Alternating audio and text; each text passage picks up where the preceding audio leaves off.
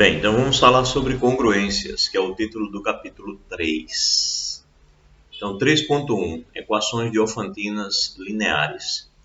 Então, nessa seção consideraremos equações da forma ax mais by igual a c, em que a, b e c são números inteiros e a e b não são ambos nulos. Então, vale uma equação do tipo ax igual a c ou by igual a c, mas não vale a possibilidade de todo mundo aqui ser nulo, porque senão desaparecem as incógnitas, né? Procuraremos soluções inteiras, isto é, pares de números x e y pertencentes a z, tais que ax mais by igual a c. Bem, aí daqui em diante os autores do livro, eles fazem um comentário muito interessante sobre o fato de que a gente chama equações diofantinas devido a Diofanto, mas que Diofanto, na verdade, procurava soluções racionais.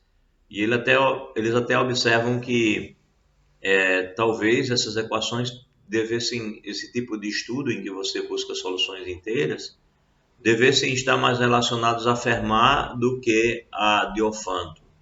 Porque Fermat, de fato, foi que se debruçou sobre problemas onde as soluções eram inteiras. Então, vale a pena a leitura aí da parte histórica para ficar sabendo mais ou menos como essas coisas nasceram.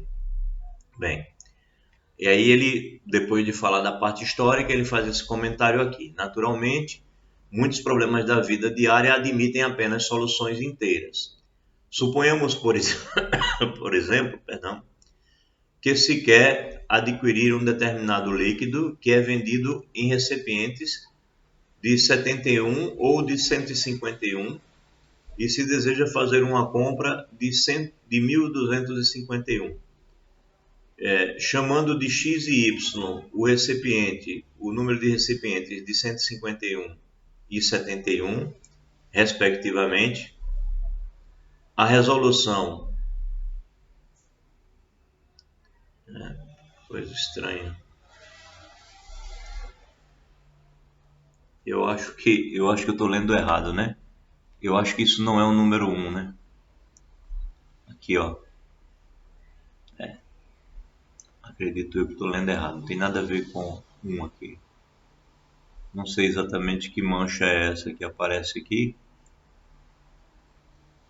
Mas recipientes... Ah, isso é um L, né? É de 7 litros, 15 litros, e eu chamando de 71 e 151. Então é de 7 litros e 15 litros e se deseja fazer uma compra de 125 litros. Perdão aí pela leitura estranha, porque eu estava confundindo aqui esse caractere. Deve ser um L. Deve ser não, é um L, né? Então, chamando de x e y o número de recipientes de 15 litros e 7 litros, respectivamente, a solução do problema acima nos leva à seguinte equação diofantina. Eu preciso de quantos de 15 litros mais quantos de 7 litros para no final dar 125 litros, né? Então, o x vai ser a quantidade dos de 15, o y vai ser a quantidade dos de 7 e a soma desses dois produtos deve dar 125.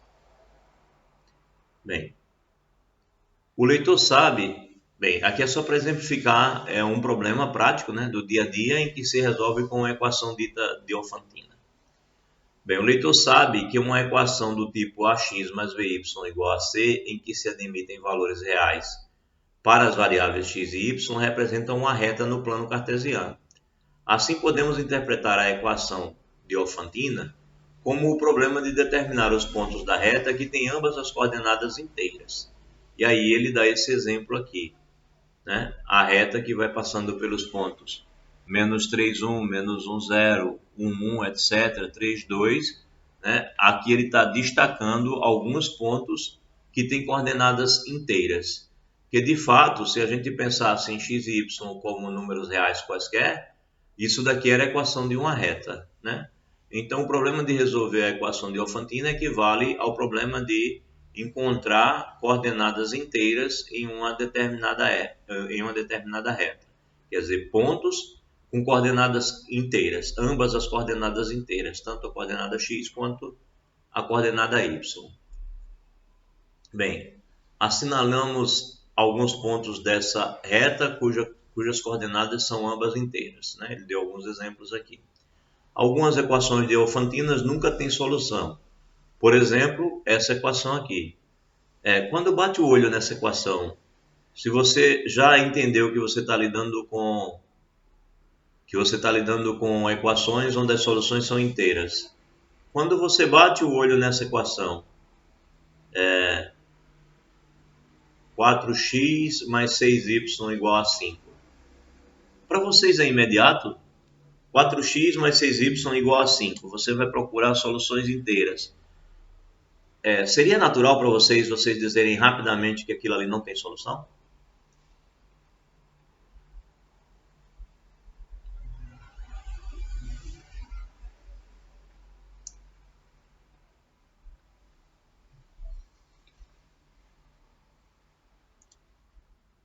Seria ou não?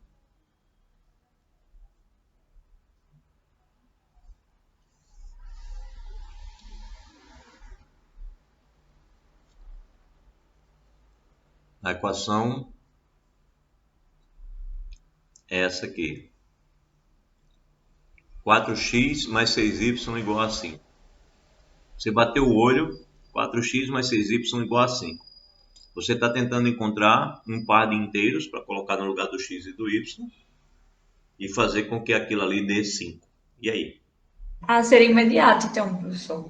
Por conta que tem o coeficiente 4 e o 6, e não tem como ter um inteiro que resulte em 5, né? Mas qual o argumento para você ser imediato? Os coeficientes que acompanham x e o y ali. Eu não tinha como dar um. Lembre-se que eu posso colocar x e y positivo, negativo. O que fere a tua vista O quando você fato de ser bate? uma soma ali. Pois é. Essa busca que eu estou querendo provocar em vocês. Quando bater o olho na equação, procurar alguma característica que lhe diga, será que é possível encontrar solução, né? Que às vezes tem fatos que deixam claro que não tem solução. Então ele está chamando a atenção justamente disso aqui, ó. Quando você bate o olho nessa equação, você tem um múltiplo de 4, que é um número par, e você tem um múltiplo de 6, que também é um número par. Como é que você vai somar dois números pares e dar um número ímpar, né? Então, bater o olho nessa equação, para a gente já deve ser natural dizer que não tem solução, né? Por exemplo, essa equação 4x mais 6y igual a 5, para qualquer par inteiro x e y, o primeiro membro é um número par, né? Porque você tem um múltiplo de 4 mais um múltiplo de 6, enquanto o segundo é ímpar. Portanto, essa equação não tem solução. E a gente deve acostumar a bater o olho nesse tipo de equação e perceber logo que ela não tem solução.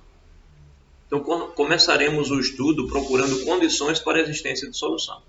Então, isso daqui foi para provocar o fato de que ele está chamando a atenção a vocês que esse tipo de equação, onde A e B são inteiros, e você está procurando A, B e C são inteiros, e você está procurando soluções inteiras, nem sempre vai ter solução. Então, a primeira coisa a ser determinada é quando vai ter solução. Qual é a condição para ter solução ou não? Então, vem essa proposição. Sejam A, B e C inteiros e seja D o MDC entre A e B. A equação de Diofantina AX mais BY igual a C tem soluções se e somente se o D dividir o C. Ou seja, o máximo divisor comum entre o A e o B tem que dividir o C para que a equação tenha solução. Se você olhar para essa equação que a gente acabou de ver naturalmente que não tinha solução, essa daqui, o máximo divisor comum entre esses dois é o número 2, né? E ele não divide o 5.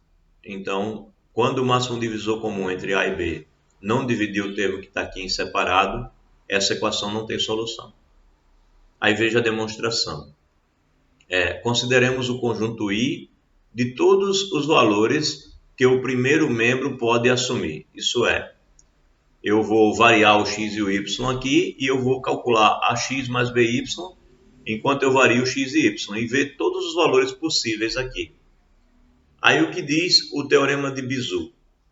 Nosso teorema de Bezout, eu acho que está aqui embaixo, ficou muito baixo, deixa eu trazer ele mais para cima. O teorema de Bezout, ele diz o seguinte, que mais para cima, mais para baixo, aqui assim, mais para cima.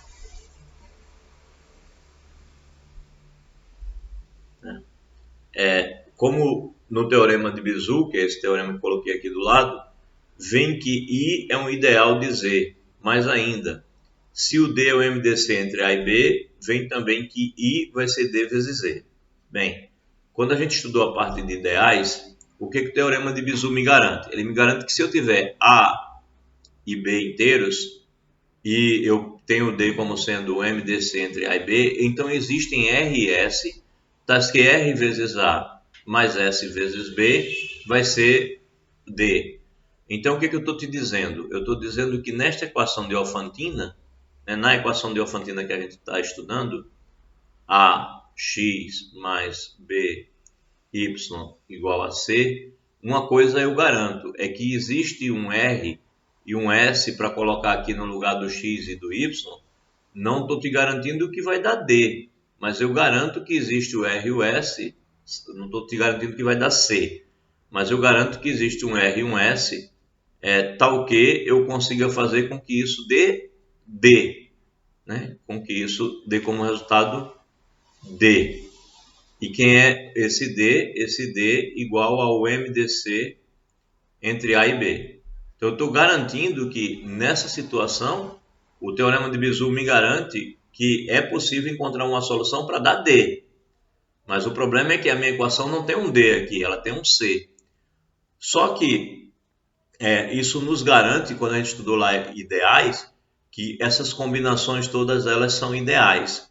Ideais de quem? Ideais gerados por quem? A gente mostrou que esse tipo de combinação é o ideal gerado pelo MDC entre A e B.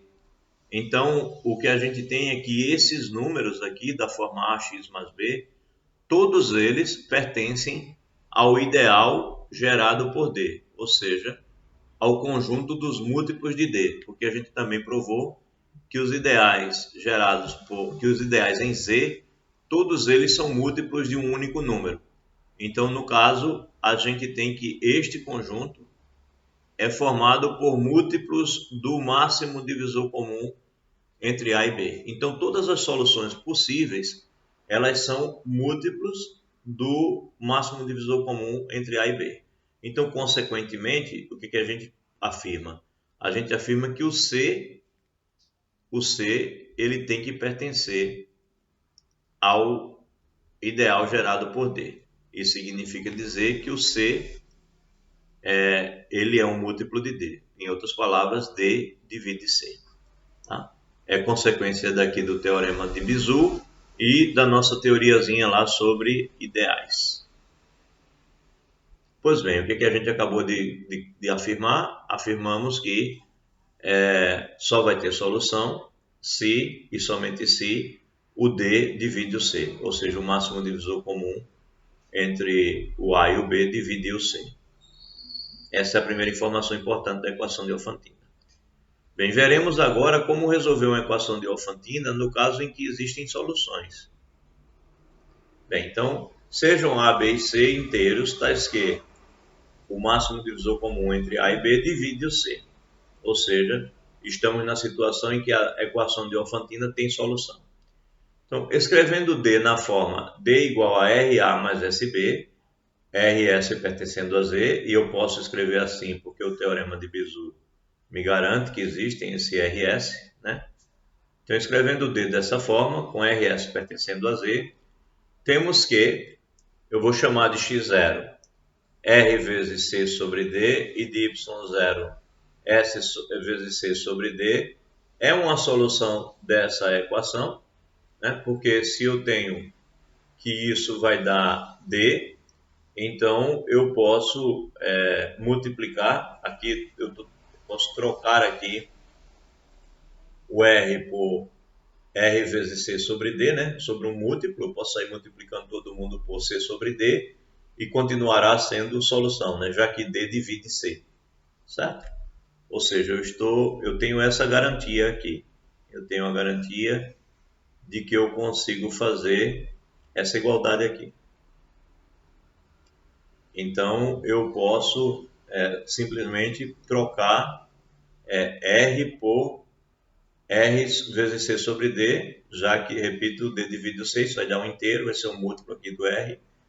E eu posso trocar o S por C sobre D, porque aí eu tenho também, estou multiplicando por C sobre D todo mundo, né? Assim, vai ficar C sobre D que multiplica D, então isso dá C, e eu estou trocando R por R vezes C sobre D, ou seja, estou multiplicando por C sobre D aqui, isso multiplica A, e depois eu chego aqui e troco aqui, onde eu tenho S, eu vou colocar S sobre S vezes C sobre D, ou seja, estou multiplicando por C sobre D também, que multiplica B.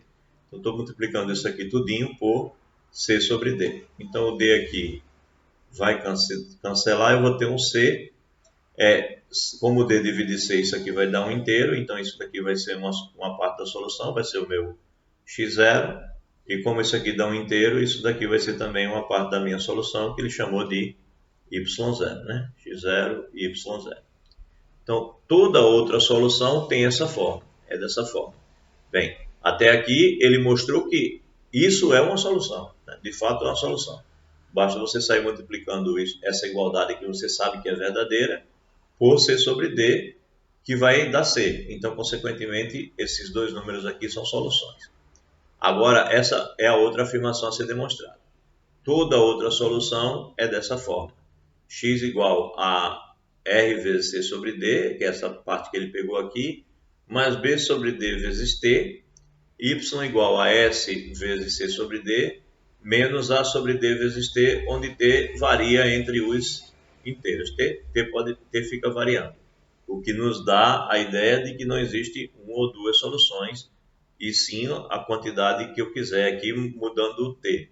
Apesar que, sob uma certa condição, as soluções podem ser consideradas limitadas a partir de algumas ideias que nós vamos estabelecer à frente, mas a princípio é como se tivéssemos infinitas soluções.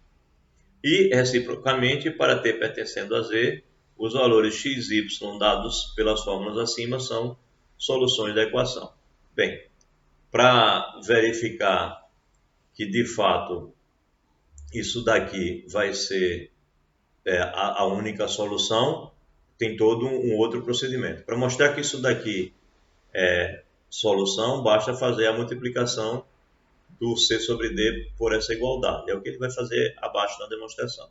Mas para mostrar a unicidade, aí o procedimento é o que vem abaixo. Bem, então está aqui, né? O que eu acabei de fazer. Multiplicou por C sobre D. Essa primeira parte era o que eu estava escrevendo lá em cima, tá? Já está feito. Agora, ele pega aqui, diz que isso é uma solução.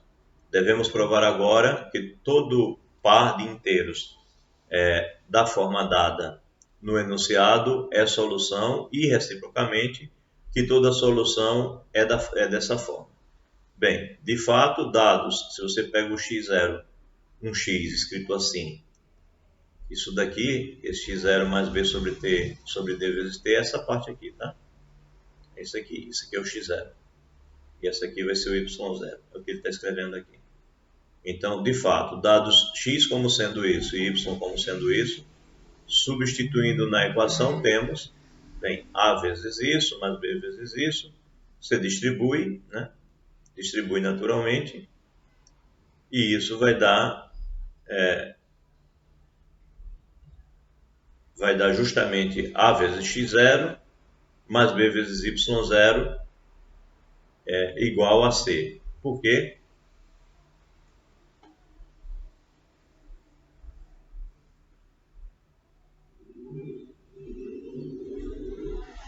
Porque a segunda parte se elimina, né? Porque a segunda parte se elimina. Isso daqui é positivo, isso daqui é negativo e são iguais. Então desaparece e você tem isso aqui. Então você tem que, de fato, x0 e y0 é uma solução. Bem, agora seja agora x' e y' uma solução, uma outra solução. Ele quer mostrar que essa outra solução vai ter que ter a mesma cara da solução que nós tínhamos antes, ou seja, vai ter que ter essa cara aqui. Então mostraremos que existe um t pertencendo a z, tal que o x' se escreve assim e o y' se escreve assim.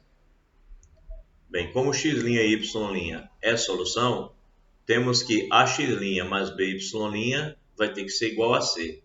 Mas x0 e y0 também é solução. Então você tem a igualdade, a transitividade aqui da igualdade, né? Se isso é igual a c, isso também é igual a c, então esses dois últimos lados aqui, os dois extremos das duas igualdades são iguais. Bem, aí você passa o ax0 para o outro lado, coloca o a em evidência, você tem que a x' menos x0 vai ser igual a b, que multiplica y0 menos y', né? Colocando em evidência. Bem, escrevendo A como sendo A1 vezes D, né? Já que o D é o máximo divisor comum do A e do B, então o A é um múltiplo do D, assim como o B também é. Então posso escrever o A como sendo A1 vezes D e o B como sendo B1 vezes D. Aí a gente olha para o máximo divisor do A1 e do B1. O máximo divisor do A1 e do B1 é o máximo divisor do A sobre D e o B sobre D, né? Basta você passar o D aqui para dividir, e você tem que o A1 é A sobre D e o B1 é o B sobre D. Então, de fato, eu só estou reescrevendo A1 como A sobre D e B1 como B sobre D. Ora, mas nós já verificamos, inclusive no exercício recente, e também naquela proposição que nós usamos para resolver o exercício, que se você multiplica pelo mesmo número, isso vai ser o máximo divisor comum em cima, do A e do B, dividido pelo número que você vai dividir aqui esses dois, né? Na verdade, o módulo aqui, a proposição dizia. Então vai ficar D sobre D, e aí, consequentemente, você tem 1 no MDC entre A1 e B1. Você está dizendo, então, que esses dois números, eles são primos entre si, né? O MDC entre A1 e o B1 deu 1, eles são primos entre si. Então, dividindo a expressão acima por D, vem que, bem, você vai dividir a expressão acima por D, aqui, né? Porque você está usando A como A1D, assim, né? O que ele está querendo dizer é que você olhe para essa expressão assim, A1D, x menos x0, na verdade x' menos x0, igual a B1D, e aqui y0 menos y', certo? Ele está olhando assim. Então, quando você dividir por D, então vai desaparecer o D aqui, vai desaparecer o D aqui, você vai ficar com A1 vezes isso e B1 vezes isso. Então, é o que ele está olhando para aqui. Dividindo a expressão acima por D, olhando para A dessa forma e para B dessa forma, você tem essa igualdade, né? Você cancelou o D, você passa a ter o A1 e o B1. Em particular, B1 vai dividir A1 vezes isso daqui, né? Porque o B1 vezes um certo número está dando isso. Isso significa dizer que o B1 divide esse lado esquerdo. Da mesma forma, o A1 divide o lado direito. Então, você tem que o B1 divide esse produto, pois B1 divide o segundo termo, o segundo membro. Por que ele vai dividir o segundo membro? Porque a gente acabou de ver que o MDC entre A1 e B1 é 1. O B1 ele divide esse produto, mas ele não divide o A1, porque eles são, o MDC entre os dois é 1. Então, se ele divide o produto e não divide o A1, ele é obrigado a dividir x' menos x0, tá certo? Então, como o MDC é 1, do teorema de Euclides, temos que, foi o que eu acabei de afirmar, né? O B1 divide a diferença. E aí, se ele divide a diferença, existe um t pertencendo a z, tal que t vezes B1 dá a diferença. Isto é, aí isolando aqui o x' é da forma que a gente esperava. É x0 mais b sobre d vezes t. Bem, Ainda substituindo x' menos x0 por B1 vezes T, na relação 3,13, né? Se você substituir isso daqui, x' menos x0, aí você vai ficar com A1, que multiplica B1T, você vai ter que isso é igual a B1, que multiplica y0 menos y'. É isso que você vai ter, né? Então, note que nessa circunstância dá para tirar o B1 daí, né? Você tira o B1 e aí você tem que A1 vezes T é y0 menos y'. Então, temos isso aqui, cancela o B1 e você tem que, você pode pensar só no y' aqui, isola o y', passa o y0 para o outro lado e aí você tem que o y' é y0, ele passou o A1T para o outro lado, né? E o y' para lá.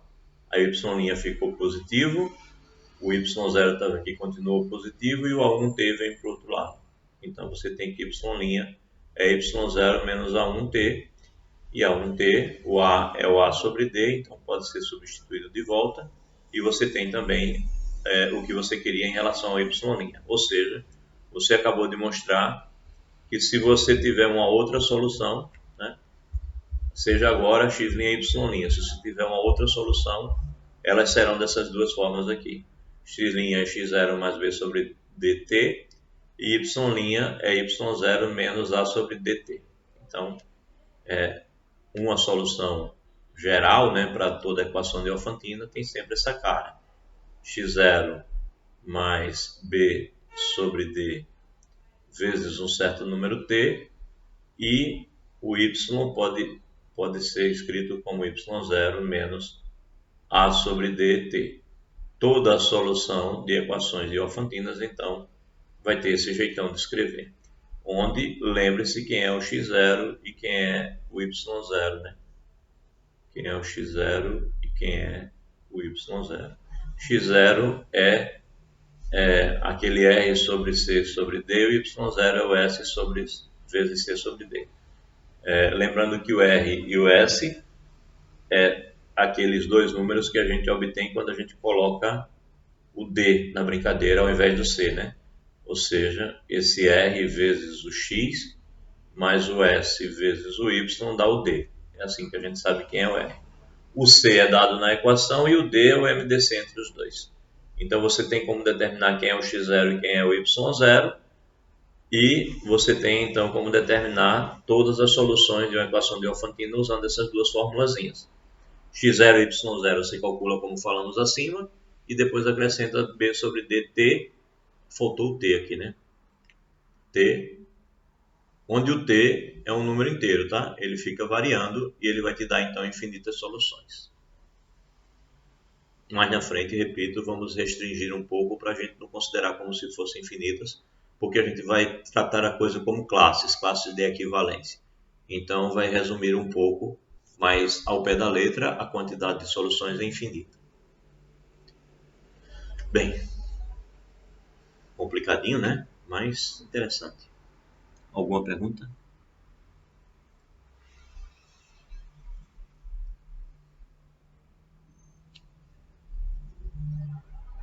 Tranquilo, então.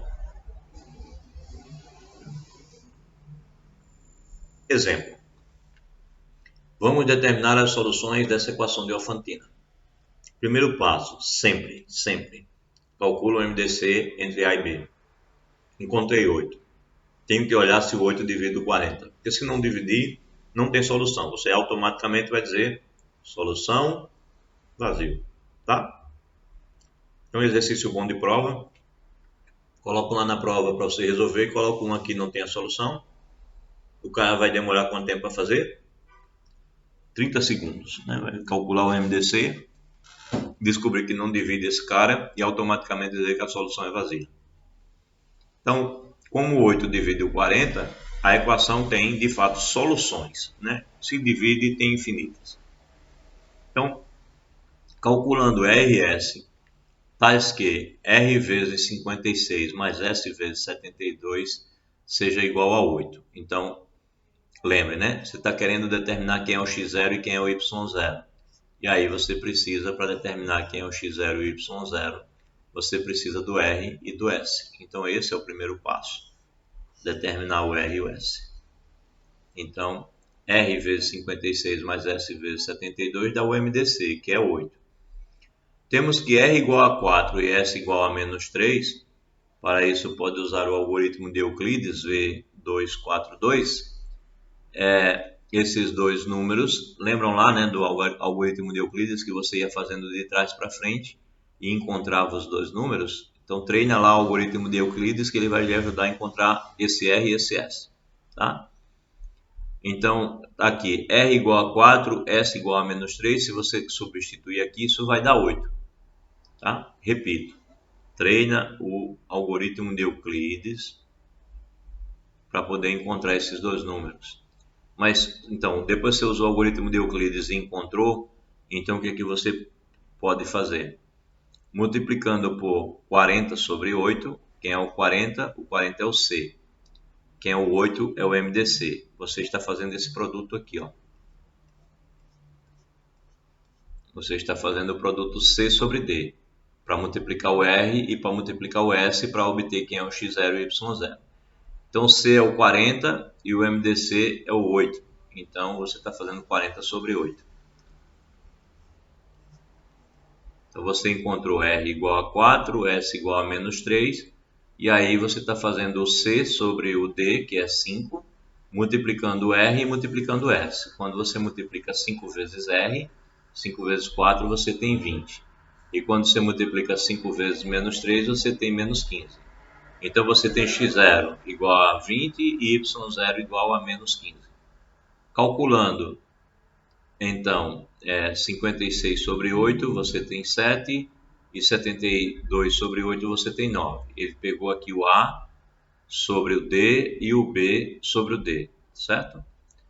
Aí ele tem 7 e 9. Temos que toda solução é da forma x0 mais B sobre D. O x0 a gente calculou aqui, ó, 20. O y0 a gente calculou aqui, menos 15. Isso daqui é o C sobre D, né?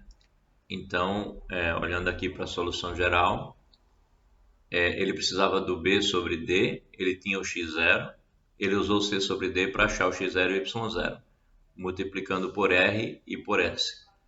Mas para achar aqui esse número 9, aqui é o x0, né? Aqui é o x0. O 9 foi obtido fazendo B sobre D, ou mais B sobre D, D. Foi assim que ele achou esse x. E esse y é o y0 menos A sobre D, T. É exatamente o que está aqui. Tá? Y0 menos A sobre dt, x0 mais B sobre dt. É o uso direto dessa formulazinha que a gente vai fazer para poder encontrar as soluções das equações de Diofantinas. Vou colocar assim. Tá claro isso?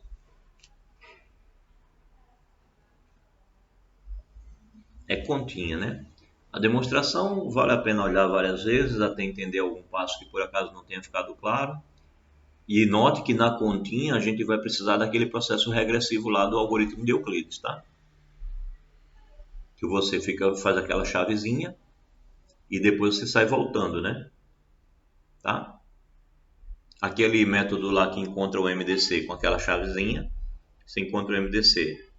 Aí você pega o MDC e sai escrevendo como combinação linear dos termos que você usou nas contas da chavezinha, ao contrário, aí você acaba encontrando os dois inteiros, o que vai multiplicar o A, o que vai multiplicar o B e a soma vai dar o MDC, tá? A gente fez isso em uma aula passada, deu uma revisada lá quando a gente passou por isso, que é justamente o momento em que você encontra esse 4 e esse menos 3 aqui.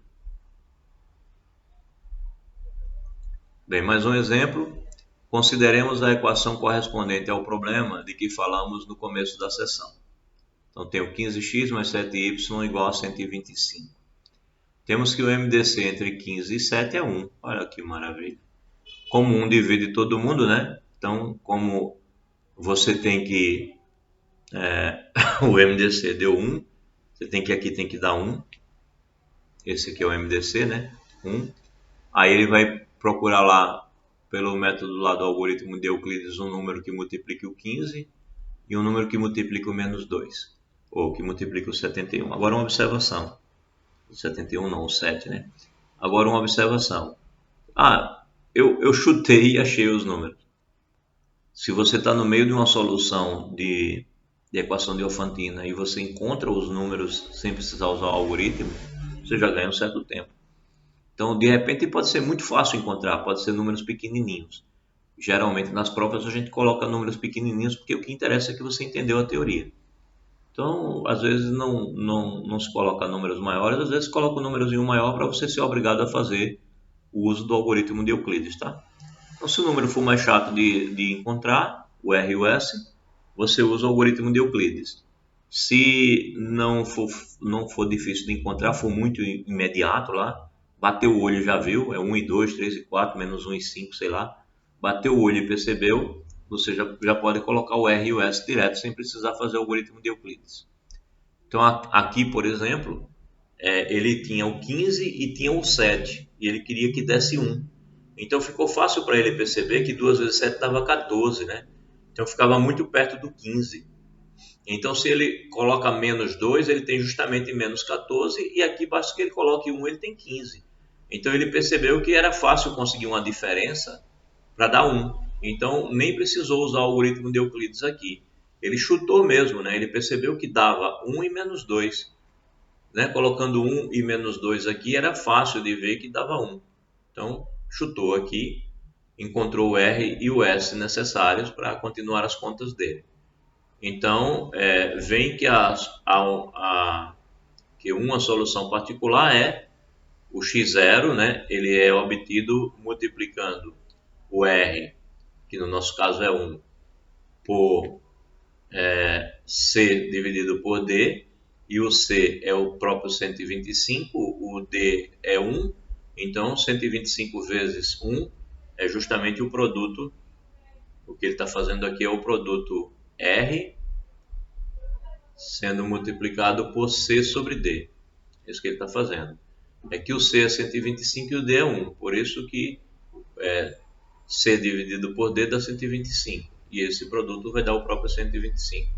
Aí você encontra o x0 como uma solução sendo 125, e o que você tem aqui é o S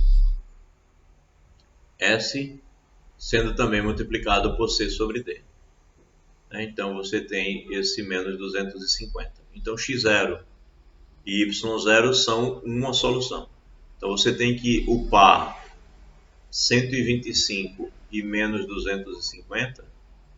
Esse par, ele é uma solução para essa equação. Ele é uma solução, tá? Mas ele é uma solução particular. Então, uma vez encontrada uma solução particular, diga-se de passagem, não tem que ser só essa. Qualquer solução particular, uma vez encontrada, você pode encontrar as outras formas, né? E as outras soluções são da forma, bem, ó, note que aqui está a 125, que é o x0, e aqui o menos 250, que é o y0. Esse 7 e esse menos 15 são essa outra parte aqui. B sobre D e A sobre D multiplicando T. Então, o A é o 15. Então, você vai ter 15 sobre 1, que é o 15. Multiplicando T. Esse daqui é o A sobre D, né? Menos A sobre D. Isso aqui. Essa partezinha aqui é o menos A sobre dt, enquanto que essa parte, o 7t aqui, é o b sobre dt. O b é justamente o 7, né? O b é o 7, o a é o 15. Então tá certo. Exatamente o uso da formulazinha, só que com a novidade aqui que ele está dizendo a você que você pode encontrar sem precisar usar o algoritmo de Euclides em algumas situações, nem sempre dá para encontrar. Bem, considerando o problema que levou a essa equação, vemos que só interessam respostas não negativas. Assim devemos ter. Então, aí é que está. Encontrou aqui a solução geral. Mas o problema da gente era sobre quantidade de alguma coisa em litros, né? 15 litros, 7 litros. Então, a quantidade dos recipientes são quantidades inteiras. Então, só interessa x e y inteiros positivos. Só interessam inteiros positivos. Não faz sentido falar em menos 5 recipientes de 15 litros. Então, esses números não nos interessam quando eles são negativos. Então, para que você tenha números positivos, você vai ter que pegar t maior ou igual que o menos 17, é o que ele diz aqui, né? Ou seja, você resolve essa inequação aqui. Qual é a situação, qual é a possibilidade para o t aqui, né?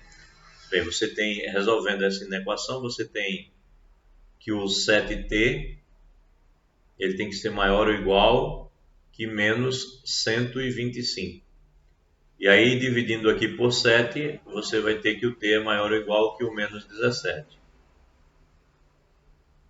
Maior ou igual que o menos 17. Por que? Não sei, mas com certeza, se você dividir o 125 pelo 17, você vai descobrir o porquê, né?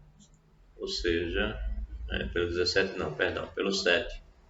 Você vai ter 1, vai sobrar 5, vai ter 5, e aí vai dar 7. 8 vezes 7 daria quanto? 56, né? Passaria. Então dá 7, que é 49, sobram 6. Então o 17 é a quantidade inteira que aproxima-se mais dessa divisão, né? Ou seja, é o mais próximo do 125 dividido por 7, esse quociente inteiro. Por isso que ele diz aqui que tem que ser maior ou igual que o menos 17. Se você pegar o menos 18, você já não consegue garantir que isso é maior ou igual do que zero. Bem, faz uma conta análoga para isso aqui e também descobre que nesse caso o t tem que ser menor ou igual que o 117. Ok? E aí você responde ao problema, né?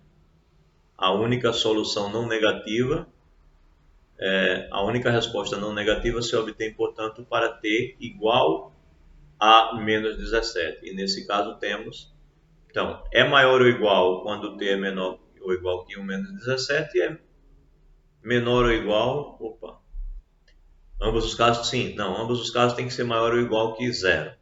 E aí nesse caso você tem o t maior ou igual que o menos 117 e aqui menor ou igual.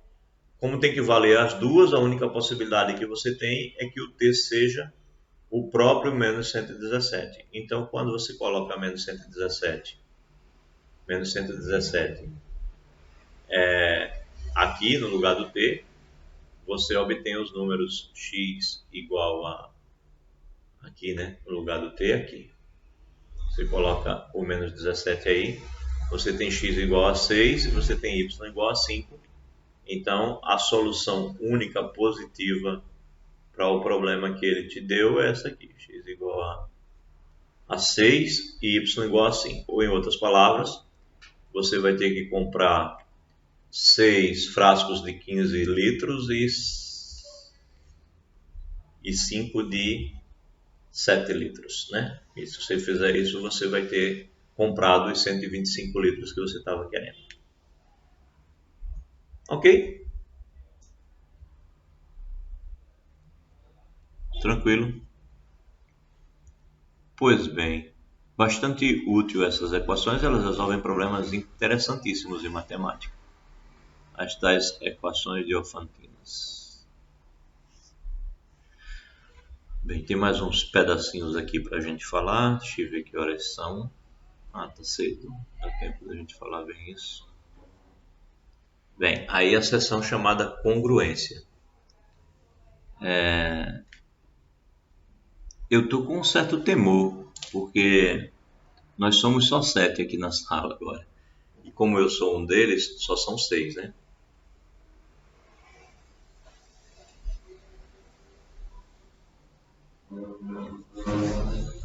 E essa parte que eu vou falar agora de congruência, ela é pro resto da vida, sabe? É importante. Vai aparecer em álgebra, em estruturas algébricas lá na frente. Na questão das classes de congruência, o primeiro contato no curso de matemática geralmente acontece agora. E aí a coisa piora muito lá na frente, se a pessoa não tiver entendido isso bem. Então, é um momento perigoso para estar faltando aula, mas tudo bem, vamos seguir. Então, vamos lá. Congruências. Definição. A congruência que nos interessa é uma congruência específica, congruência módulo M. É assim, tá? Escrito assim. Módulo M. Congruência módulo M. Então, seja M um número que não é zero, um inteiro fixo. Oi? Alguém falou? Não, né? Então, seja M um número inteiro diferente de zero, né? Dois inteiros A e B dizem-se, vão ser ditos, né? Dizem-se congruentes módulo M se o M dividir a diferença entre A e B, tá? Bem, a notação clássica é essa aqui. Nesse caso, escrevemos, se não tiver muito claro aí o que está escrito, é assim: A, aí coloca 3 traços, B, módulo M.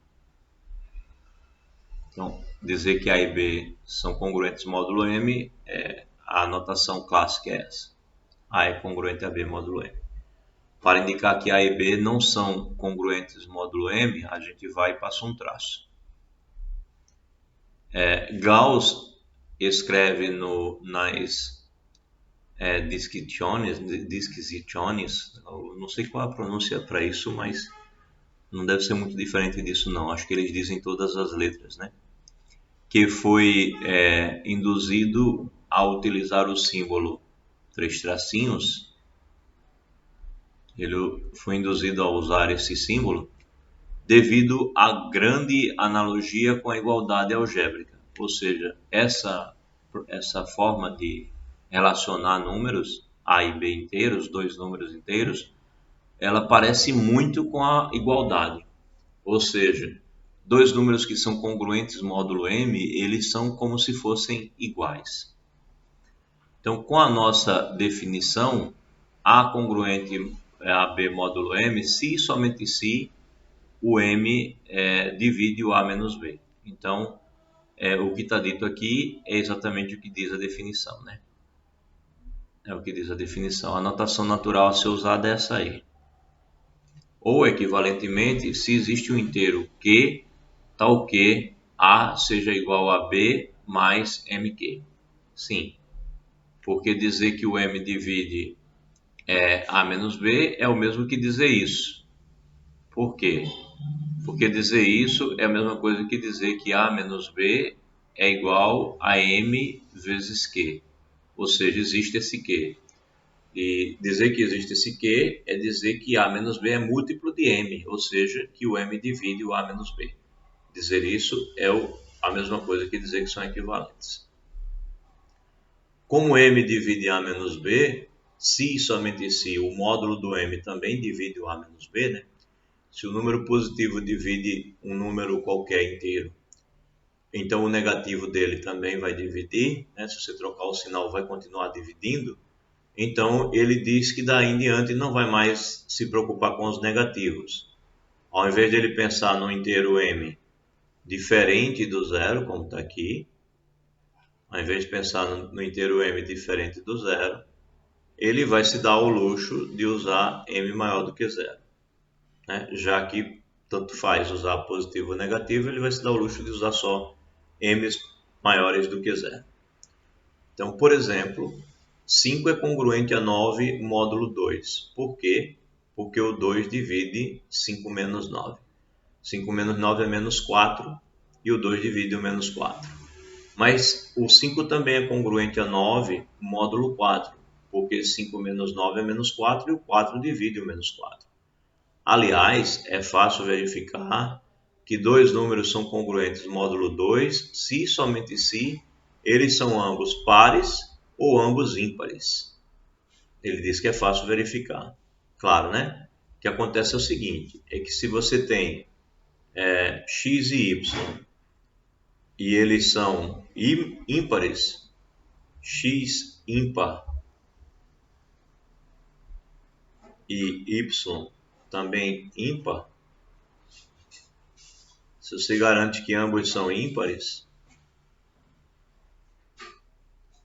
isso significa dizer que a diferença entre x e y é par, né? E se você tem x par e y par, isso significa que a diferença entre x e y é par.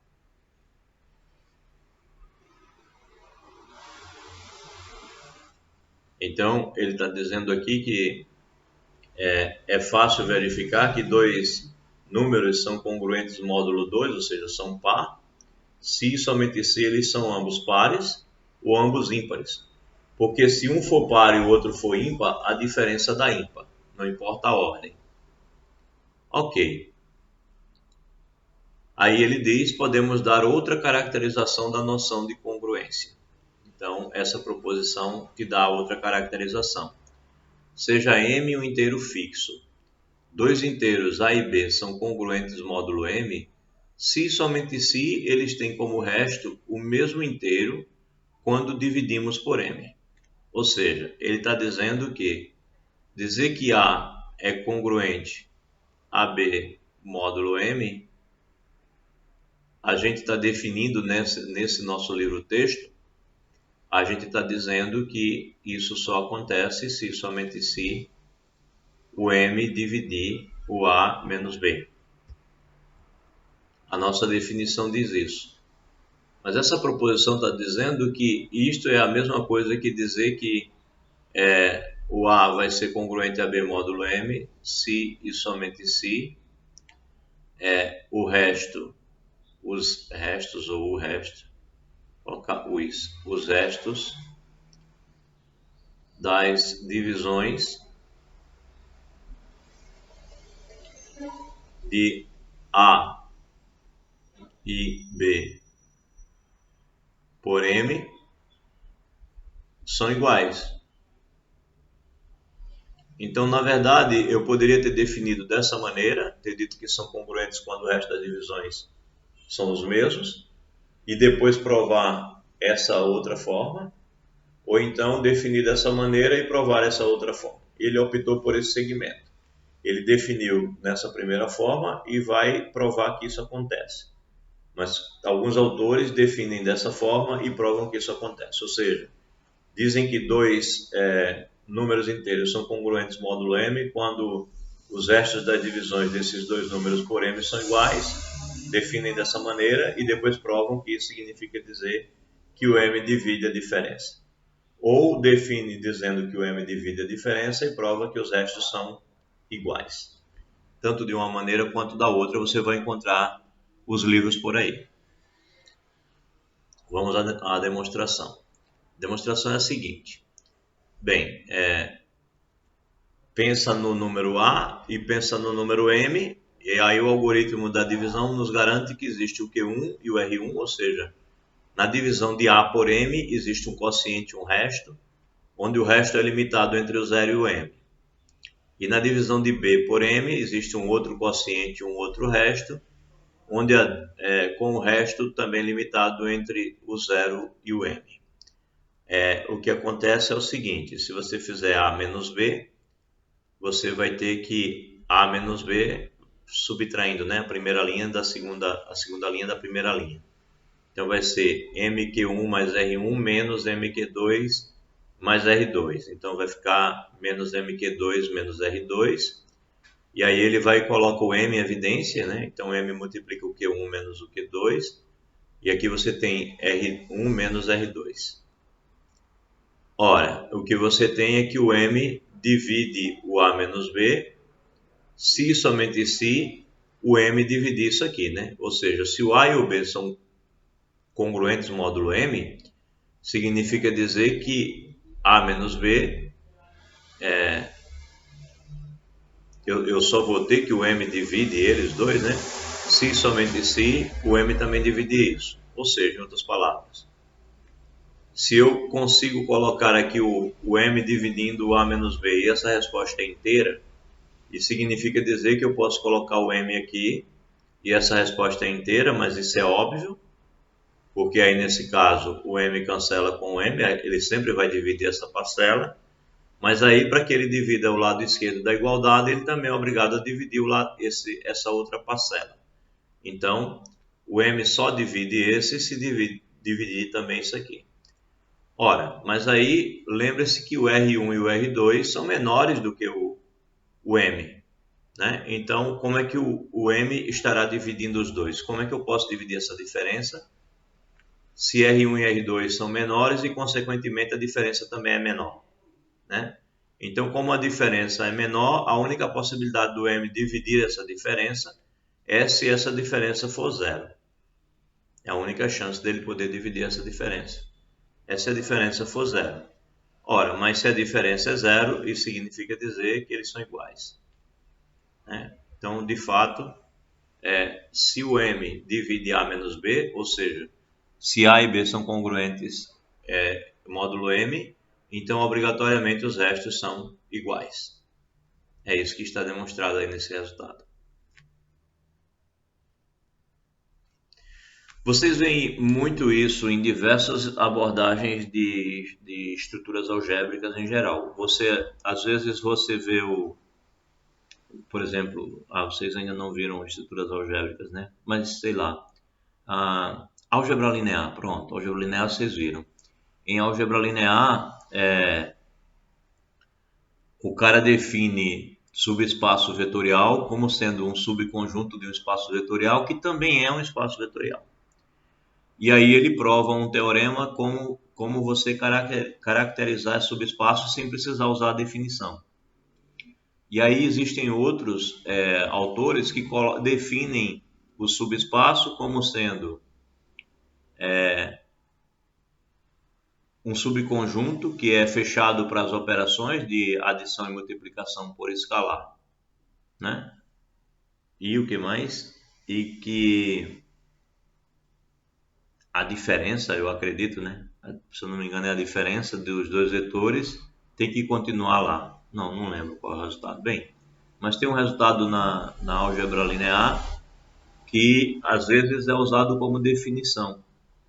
E às vezes a definição é que o subconjunto ele é também subespaço. Então, quando você dá essa definição, você prova lá o teorema. E quando você dá o teorema como definição, você prova essa definição como um resultado. Então, é muito comum um resultado equivaler ao outro, aí você escolhe um como resultado de fato e coloca o outro como definição. E às vezes se troca a posição das duas coisas. Então foi o que aconteceu aqui, tá? Aqui ele optou por definir que A e B são congruentes módulo M se o M dividir a diferença e colocou como resultado que os restos têm que ser iguais. Existem autores que vão definir que A e B são congruentes módulo M se os restos das divisões forem iguais e vão provar que o M vai dividir a diferença. Então, essa troca é muito comum. Na leitura dos livros que fizerem por aí, vão poder perceber. Daqui em diante, os autores do nosso livro-texto, eles dão um diagramazinho para algumas pessoas poderem desenvolver a intuição relacionada à congruência módulo M. Eu, particularmente, nunca usei esse diagrama, mas como tem gente que precisa, às vezes, Precisa não, tem gente que vai ter facilidade de se adaptar a essa ideia, tem gente que não vai usar essa ideia nunca, como eu. Então, é relativo, mas como tem gente que vai se adaptar, então eu vou comentar rapidamente o que ele fala aqui.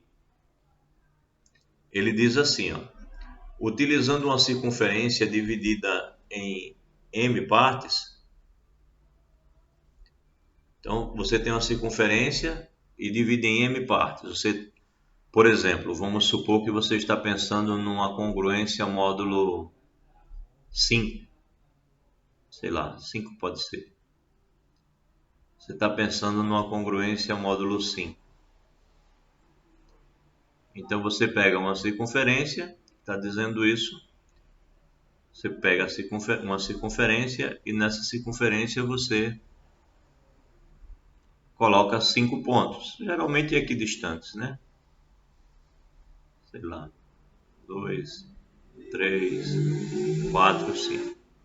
Então, um ponto vai representar o resto da divisão que der zero, resto zero, ou seja, os múltiplos de 5. O outro vai representar os números cuja divisão por 5 der resto 1. O outro que der resto 2, que der resto 3 e der resto 4. Então, ele diz o seguinte, que se você está pensando no módulo 5, né, nas divisões por 5, por exemplo, então neste ponto vai ficar todos os inteiros cuja divisão por 5 der resto zero. Nesse ponto você tem todos os inteiros cuja divisão por 5 dá resto 1. Aqui os que dão resto 2, que dão resto 3, etc. Tá certo? Até m-1. Ou seja, se eu estou pensando na divisão por 5 e eu começo no 0, eu vou até o 4, que é justamente o 5 menos 1.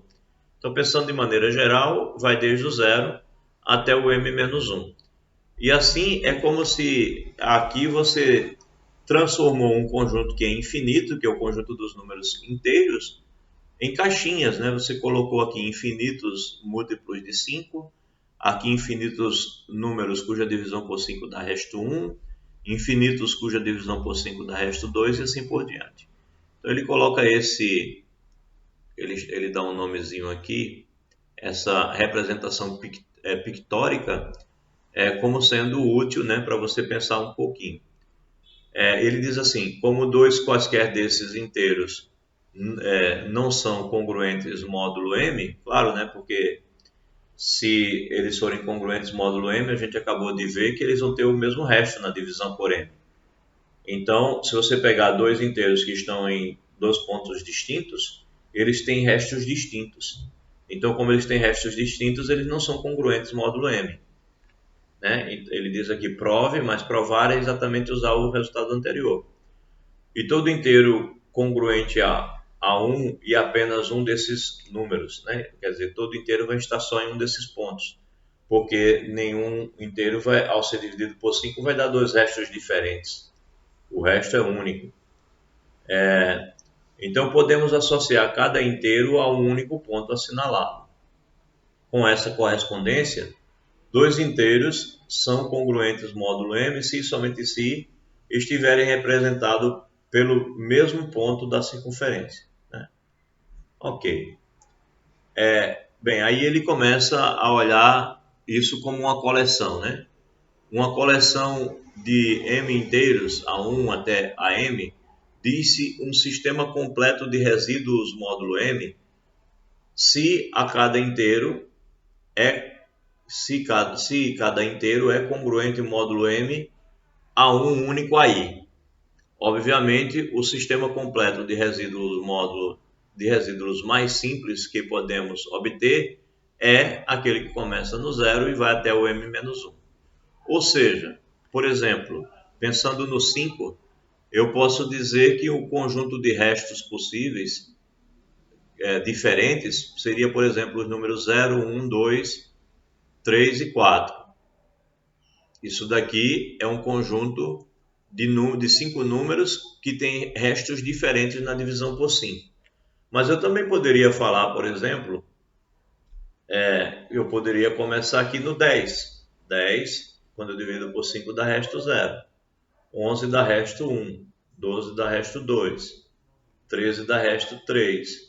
14 dá resto 4. Então, equivalentemente, isso daqui é um sistema de congruência, de restos de congruência módulo 5 distintos, né? Todos eles têm restos distintos e todos os restos possíveis estão aqui. Então, esse A1, A2, AM é dizendo que eu posso colocar não tem que ser só o 0, 1, o 2, o 3 e o 4. Eu poderia pensar em qualquer outro quaisquer outros cuja divisão por 5 dê restos distintos. Mas o mais natural é você pegar do 0 até o m-1. Então, esses são os representantes mais naturais de inteiros cuja divisão por 5 dão restos diferentes, né? E que dão todos os restos. Então, quando você faz isso, você tem um tal de um sistema completo de resíduos módulo m. Né? Isso quando cada inteiro é congruente em módulo m a um único desses números que você colocar aqui. Bem, mas não é o único possível, ou seja, não tenho como representação só esse. Tenho esse e tenho qualquer outro que você pensar aí. Vou pensar sempre no múltiplo de 5 para começar. 5, 6, 7, 8 e 9 também é. Né? 5 dá resto 0, 6 dá resto 1, 7 dá resto 2, 8 dá resto 3 e 9 dá resto 4. E qualquer outro que você pensar começando aqui com um múltiplo de 5 e seguindo em frente. Sempre vai ter só 5 elementos. Mas não é o único possível, tá? O leitor poderá verificar facilmente que, escolhendo-se um inteiro qualquer para cada um dos pontos indicados na circunferência, obtemos um conjunto M inteiros que formam um conjunto de M inteiros que formam um sistema completo de resíduos. Por exemplo, os seguintes são os sistemas completos de resíduos módulo 5. Está aqui, né? Ele começou aqui no 12, a divisão por 5 aqui dá resto 2. Ele não colocou com resto 0 aqui, mas colocou com resto 2. Aqui dá resto 4, aqui dá resto 5. Bem, o menos 4, você tem que pensar na divisão assim. Você está com menos 4, aqui vai dar resto 3, né? Está faltando justamente o que dá resto 1. Então, lembre-se, a nossa divisão ela é feita assim. Eu estou dividindo o menos 4 pelo 5. Eu estou dividindo o menos 4 pelo 5. Eu tenho que lembrar que o resto que vai ter aqui, ele tem que ser 0, 1, 2, 3 ou 4. Porque o resto, ele tem que ser um número maior ou igual que 0 e menor do que 5. Tá? Menor do que 5. O divisor aqui que eu estou colocando é sempre um número positivo, lembre-se. Esse aqui é o meu m. Esse é o meu m. Então ele é sempre maior ou igual que 0. E o resto aqui também tem que ser positivo. Então eu tenho que pensar aqui o que eu faço para multiplicar o 5, né? Achar um número que eu multiplique aqui o 5 e aqui dê um resultado entre esses, 0, 1, 2, 3 ou 4. Então, claro que eu vou ter que multiplicar aqui por 1, 1 vezes 5, porque eu tenho que o divisor, melhor, o dividendo, é igual ao divisor vezes o quociente mais o resto. Então, se eu colocar aqui o 1 e eu multiplicar, vai dar 5, mas tem que dar menos 4. Então, eu coloco menos 1 aqui e eu coloco 1 aqui. Aí eu tenho as condições que eu preciso. Esse cara é positivo e esse daqui é um desses restos. Porque você tem que, de fato, menos 4 é igual a 5 vezes menos 1 mais 1. Então, esse cara sempre tem que ser positivo e menor do que o 5. Então, esse cara daqui, ele é o 1. Tá? Ele representa o 1 quando eu penso num sistema completo de restos. Né? Esse daqui dá resto 2, dá resto 4, dá resto 5, de maneira bem natural, a gente está acostumado a fazer a conta, mas na hora em que aparece o número negativo, a gente tem que pensar dessa maneira, tá? Arrumar o quociente de tal forma que o resto tem que estar do 0 até o m-1, onde o m nesse caso é 5. Bem, vamos verificar que, tal como Gauss afirmara no passado, existe uma grande semelhança entre as propriedades da congruência e da igualdade. Na aula passada, nós falamos sobre números perfeitos, né? E que o estudo de números perfeitos levou a se descobrir algumas propriedades. Então, esse estudo de congruências, ele surge também de estudos desse tipo, né? Estava se falando em números perfeitos, estava se falando em condições onde um certo número era divisível por um primo ou não, tá? E aí surge esses números. Inclusive, isso passa pelo famoso pequeno teorema de Fermat, né? Que estabelece lá uma condição de uma certa divisão. Vocês podem dar uma lida sobre ele, o pequeno teorema de Fermat. Que é chamado assim para diferenciar do que eles chamam de grande teorema de Fermat. Bem, então está aqui. Eu sempre consigo escrever o que ele chama de sistema completo de resíduos módulo M, né, que vai ter justamente M elementos. Né? Se eu estou com 5, eu tenho 5 elementos. Vamos verificar, assim como Gauss afirmara, que existe uma grande semelhança entre as propriedades da congruência e da igualdade. Então, proposição.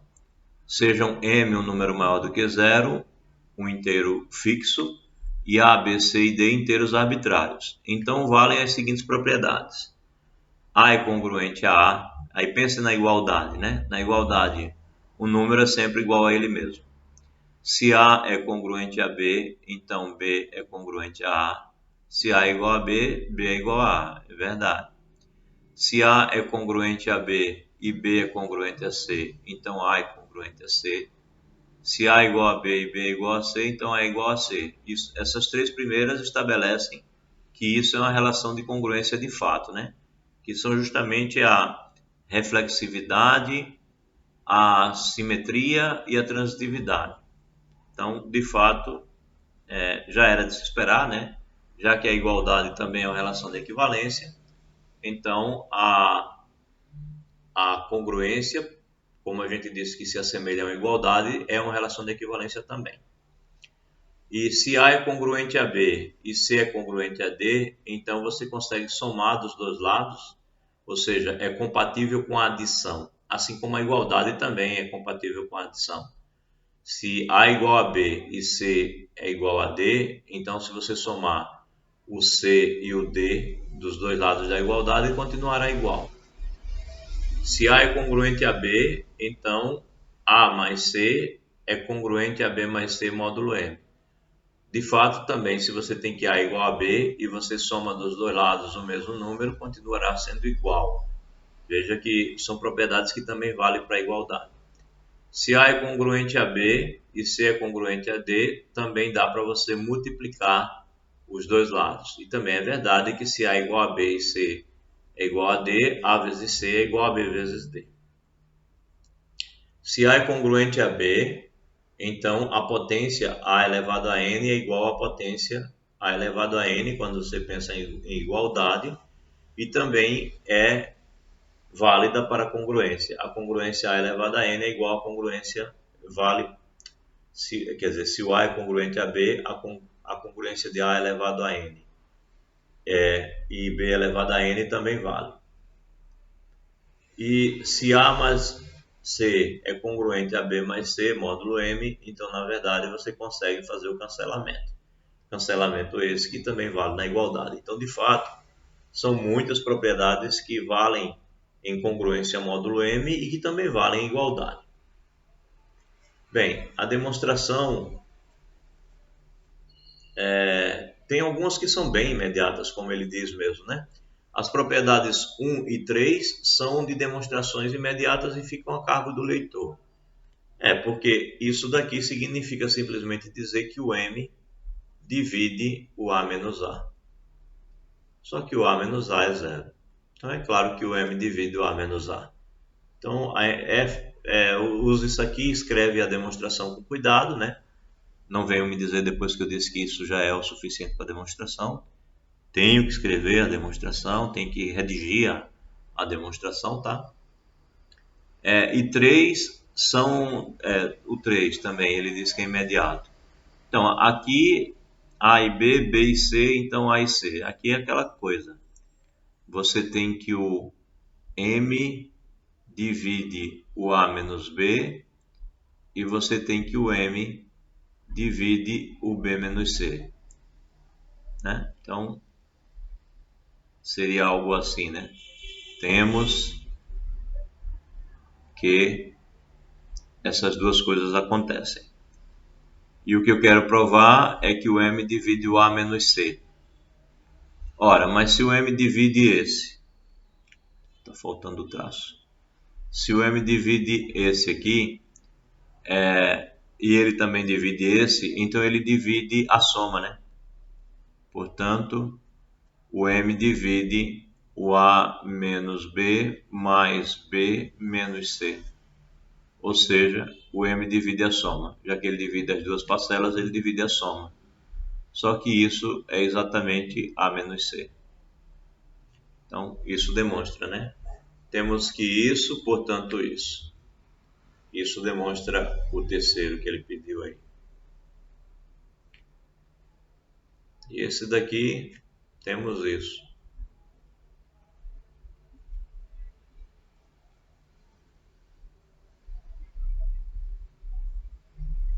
Bem, o que mais?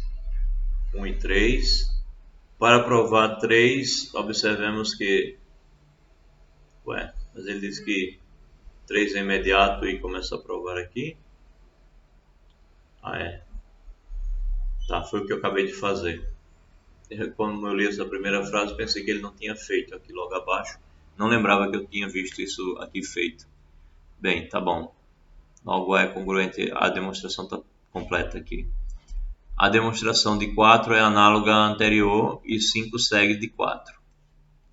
Demonstração de 4, o que ele está fazendo de fato, né? Se você tem que m vai dividir essa diferença e m vai dividir essa diferença, então você vai conseguir mostrar que m divide a diferença dessas coisas aqui. Tá? Só somar as duas diferenças que ele divide. E aí 5, se a é congruente, tá. Então m vai dividir essa diferença, aí você acrescenta um c e tira um c, né? Faz mais c menos c e consegue mostrar isso aqui também. Então 5, que sai facilmente de 4, como dizer.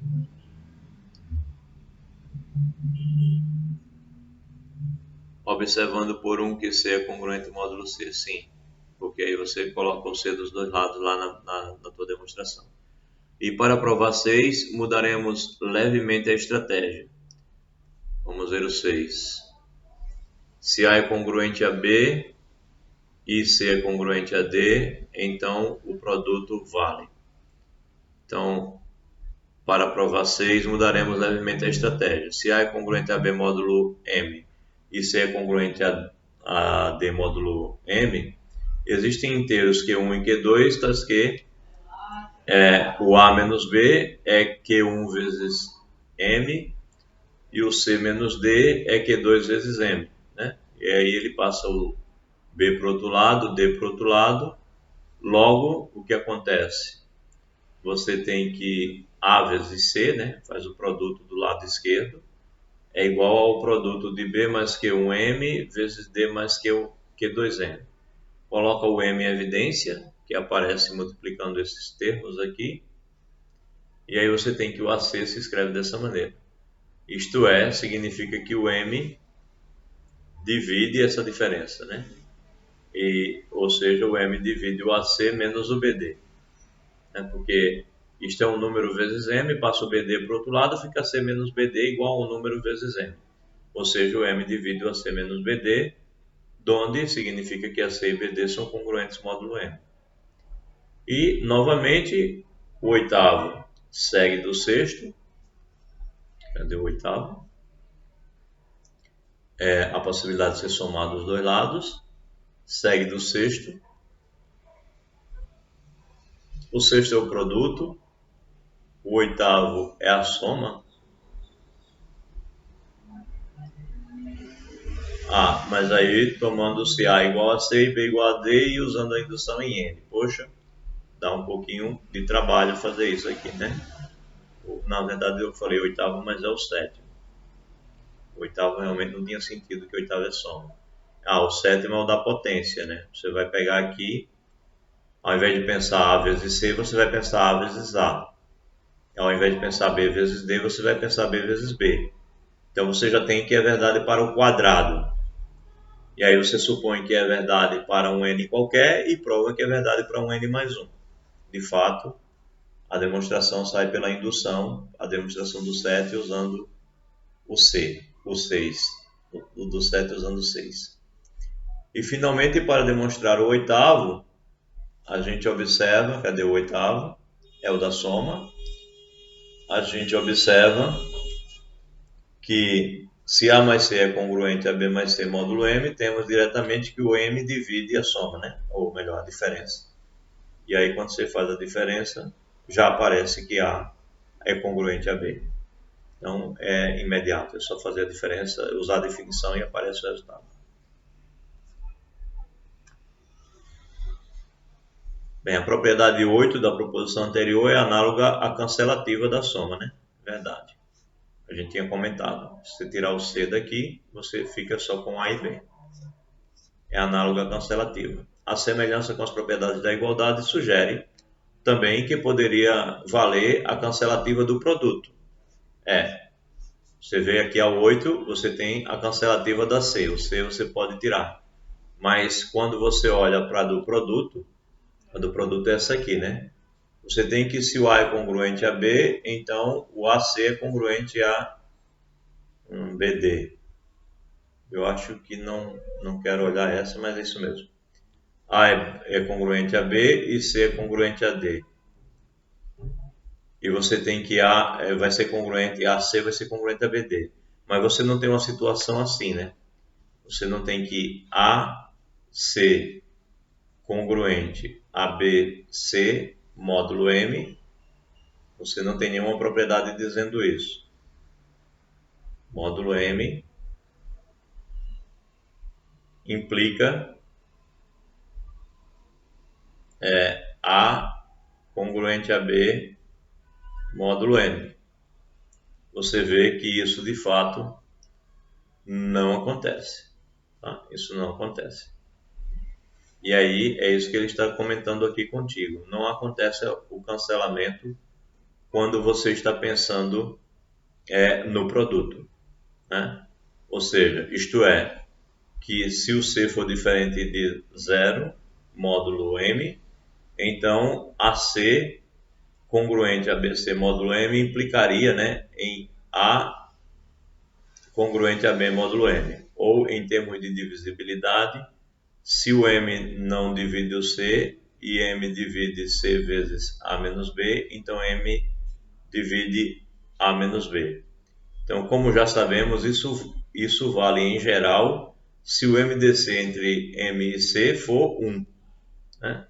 Se o MDC entre os dois for 1, tudo bem, porque você não tem um divisor comum entre o M e o C. Isto, em geral, é falso. Né? Então, isso vale em geral quando você tem que o MDC entre o M e o C é 1. Mas se você não tem isso, isso é falso. E é fácil de verificar pelo seguinte. Aí ele dá esse exemplo aqui. Você pega 3 congruente a 5 módulo 6. Não, 3 vezes 3 congruente a 3 vezes 5 módulo 6. Ou seja, ele está pegando aqui 9 congruente a 15 módulo 6, que é verdade, né? Porque 9 menos 15 dá menos 6, então o 6 divide. Então ele pegou aqui o 9 congruente a 15 módulo 6. Ok. Mas a questão é que o 9 pode ser escrito como 3 vezes 3 e o 5 pode ser escrito como 5 vezes 3. Né? Então o que você tem é essa informação aqui. Você tem que é verdade essas congruências. Mas aí a gente pode ficar tentado a tirar o 3 daqui, né? E dizer que o 3 é congruente ao 5 módulo 6. E não é verdade porque 5 menos 3 dá 2 e o 6 não divide o 2. Certo? Então, em geral, isso não vale. E não vale por quê? Porque o MDC entre o M e o C em questão é diferente de 1. Ou seja, o MDC entre o nosso 6 aqui e o 3, que eu estou querendo cancelar, ele não é 1. Se fosse 1, dava para cancelar. Mas como não é 1, eu não posso cancelar, tá? Só posso cancelar na condição em que o MDC seja 1.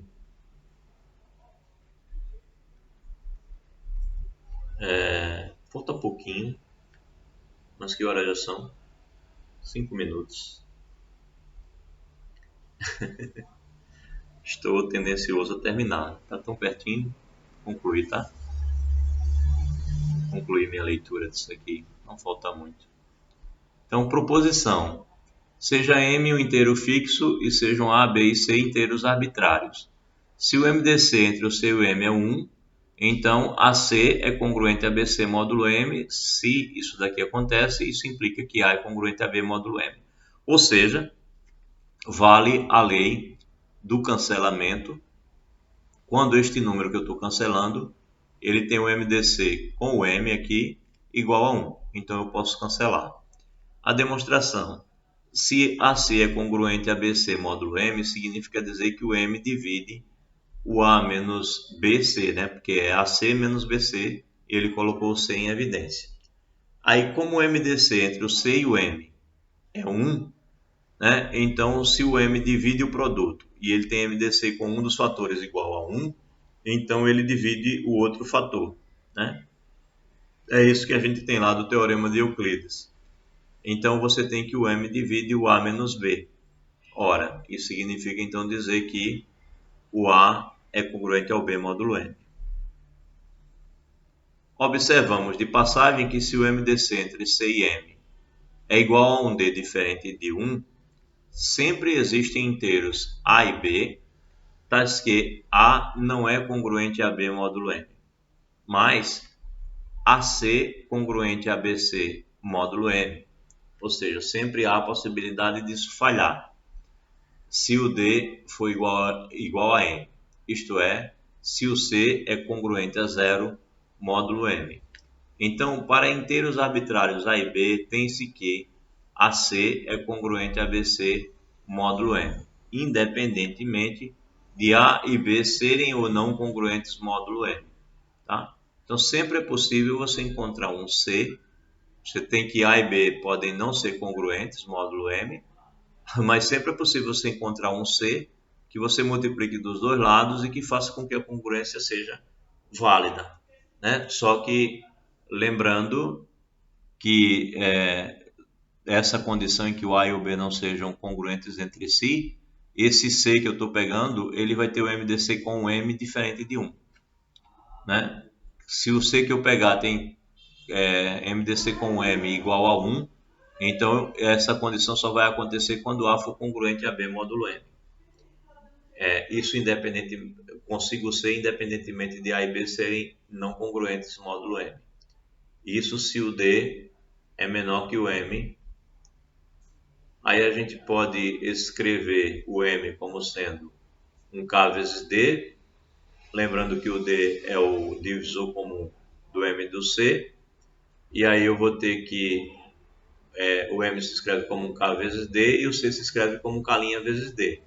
Então, temos que esse K ele não pode ser 0, né? Se fosse 0, esse produto daria 0. Mas C vezes K é congruente a C vezes 0 módulo M, pois o CK é igual a K'D, que é o C, né? K'D, vezes o K. E K'D vezes K, o K vezes D é o M, seria K' vezes M. Ou seja, você tem que o CK é um múltiplo de M. Portanto, o CK módulo M, ele é 0. Ok? Bem, e um exemplo. Vamos determinar o resto da divisão de 5 elevado a 60 por 26. Esses exercícios desse tipo, né, com potências altas, eles são exercícios clássicos. Você encontra, acho que até no Enem, encontra em vários lugares. Então você tem aqui uma potência 5 elevado a 60 e você quer saber o resto da divisão por 26. Então, escrevemos 5 elevado a 60 igual a 26 vezes Q mais R. Ou seja, esse número dividido por esse, vai ter um quociente e um resto, a gente sabe disso. Então, o problema é que vale a determinar o inteiro R, esse R aqui, tal que esse R tem que estar maior ou igual do que 0 e menor ou igual que o 25, porque ele tem que ser menor do que o 26, e ele é inteiro. E tal que o 5 elevado a 60 vai ter que ser congruente ao resto, né? Porque se o 5 elevado a 60, eu penso nele por 26, na divisão por 26, então ele vai ter que ser congruente ao resto módulo 26. Ora, então com essa com essa congruência aqui eu devo chegar à resposta, porque o que eu tenho? Eu tenho, por exemplo, que 5 ao quadrado é igual a 25, isto é, 5 ao quadrado é congruente a menos 1 módulo 26, porque isso aqui é 25, aí eu passo o menos 1 para o outro lado, eu vou ter 26. Então, o 26 vai dividir 5 ao quadrado mais 1, que é 26. Então, eu tenho que 5 ao quadrado é congruente a menos 1 módulo 26. Mas eu quero saber 5 elevado a 60. Comecei com 5 ao quadrado, quero chegar a 60. Então, usando a parte 7 da proposição 133, eu tenho que eu posso elevar ao quadrado aqui esses dois, tá? Estou usando essa propriedade aqui da potência. Usando aqui a propriedade da potência, né? Se eu tenho que A é congruente a B, então eu tenho que A elevado a N é congruente a B elevado a N. Então, eu estou usando aqui, ó. Aqui, eu estou com 5 ao quadrado congruente a menos 1 módulo 26. Então, esse é o meu A e o B. Aí eu vou e elevo ao quadrado dos dois lados. Então, eu tenho que 5 à quarta é congruente a menos 1 elevado ao quadrado. Então, eu tenho que 5 à quarta, menos 1 ao quadrado é 1. É congruente a 1 módulo 26. E eu quero saber 5 elevado a 60. Então, o que eu faço? Eu olho que o 5 elevado a 60 vai ser o 5 à quarta elevado a 15, né? Porque 4 vezes 15 dá 60. Então, eu vou elevar a 15 esse e esse. Então, eu vou ter que o 5 elevado a 60, que é o 5 à quarta elevado a 15. Então, eu tenho que o 5 elevado a 60, né? Elevando aqui a 15 e também aqui a 15. Vai ser 5 a 60 é congruente a 1 elevado a 15 módulo 26. Donde eu tenho que o 5 a 60 é congruente a 1, né? Módulo 26. Na divisão do 1 pelo 26, o resto é 1. Então, na divisão do 5 elevado a 60 pelo 26, o resto também tem que ser 1. Porque se esses dois números são congruentes entre si, os restos na divisão por 26 são iguais. E aí eu concluo que a divisão de 5 elevado a 60 por 26 dá resto 1. Interessante, né? Usando as propriedades. E o último exemplo, vamos determinar o algarismo das unidades de 3 elevado a... Eu acho que é 160, ficou meio ruim aqui. Mas na frente eu olho isso. Aqui. É 3 elevado a 100, né? 3 elevado a 100. Bem, note que, em geral, você tem que os números se escrevem assim na base 10. Então, A, ele sempre é congruente a A0 módulo 10, porque quando você dividir isso aqui por 10, isso é múltiplo de 10, esse é múltiplo de 10, até aqui é múltiplo de 10. Aí quando chega aqui, esse cara não obrigatoriamente é múltiplo de 10. Portanto, a divisão de A por 10 dá resto a 0. Então, eu concluo que A é congruente a A0, né? Já que o A0 por 10 vai dar resto a 0 e o A por 10 também vai dar resto a 0. Então, o A ele é congruente ao A0, ao último número. Tá? Então, devemos então determinar um número x, tal que esse x é um resto, ou seja, ele está entre 0 e 9, e o 3 elevado a 100 ele é congruente a esse cara módulo 10. Módulo 10. Bem, aí ele pensa um pouquinho. 3 ao quadrado é 9, né? Ele é congruente a menos 1 módulo 10, porque 9 menos 1 vai dar 10 e o 10 divide o 10. Aí ele vai elevar ao quadrado. Aí ele tem que 3 à quarta é congruente a menos 1 ao quadrado, que é 1 módulo 10. Ora, já chegou numa parte importantíssima. Como ele quer 100 aqui, ele vai e eleva a 25. 3 à quarta elevado a 25, ele vai ter 3 elevado a 100. Isso vai ser, elevando o 1 a 25 aqui, também vai dar 1. Então, você tem que 3 elevado a 100 é congruente a 1 módulo 10. Novamente, descobrimos o último algarismo, né? Porque esse resto aqui é justamente o algarismo que fica no final. Como ele pediu para determinar o algarismo das unidades, é justamente esse último algarismo aí. E concluímos então que a resposta é 1. E pronto. Quem aguentou até o final, obrigado.